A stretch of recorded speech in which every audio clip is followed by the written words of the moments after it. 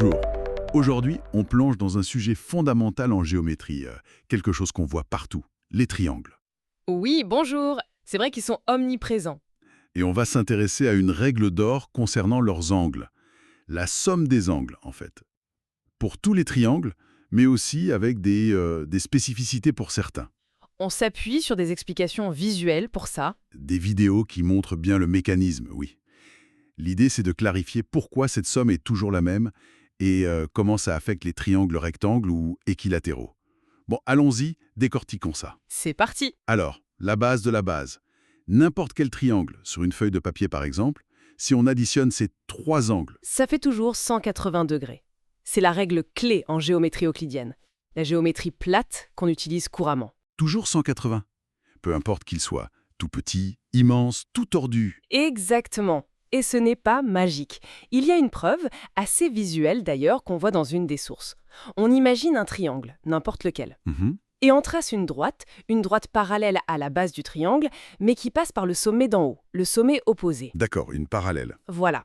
Et là, on utilise les angles alternes internes. Vous savez, ces angles égaux formés quand une ligne en coupe deux autres parallèles. Oh oui, les angles en Z, je me souviens de ça. C'est ça. Grâce à eux, on peut ramener les deux angles de la base du triangle en haut, à côté du troisième angle, le long de la droite parallèle. Et là, Et là, on voit que les trois angles du triangle, mis bout à bout, forment un angle plat. un angle de 180 degrés.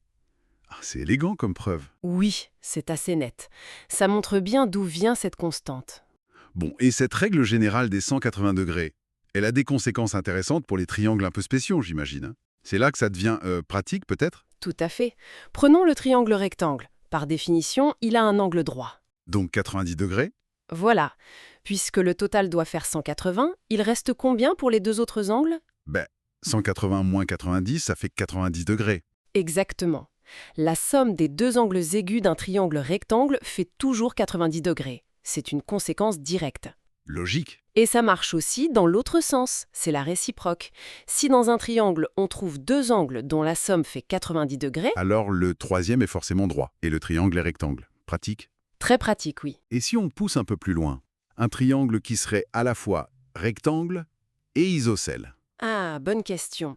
Isocèle, ça veut dire deux côtés égaux, et donc les deux angles opposés à ce côté sont égaux aussi. D'accord. Donc, dans notre triangle rectangle isocèle, les deux angles aigus sont égaux, et on vient de dire que leur somme fait 90 degrés. Donc, chacun fait la moitié, 45 degrés. Précisément, 90 divisé par 2, donc un triangle rectangle isocèle, c'est forcément des angles de 90, 45 et 45 degrés. Pas le choix. D'accord, ça se tient parfaitement. Et le dernier cas classique, le triangle équilatéral. Le plus régulier de tous. Alors lui, c'est simple. Trois côtés égaux, donc trois angles égaux. Et comme la somme fait toujours 180, Chaque angle fait 180 divisé par 3. 60 degrés, Voilà, 60, 60, 60.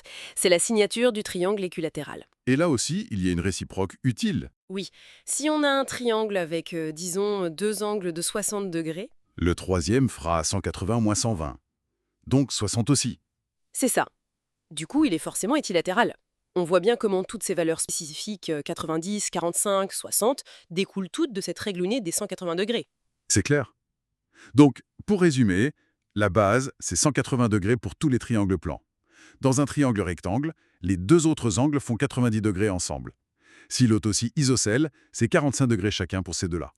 Et pour l'équilatéral, c'est 60 degrés partout. Simple, mais puissant comme règle. Tout à fait. Et ce n'est pas juste de la théorie pour l'école, hein.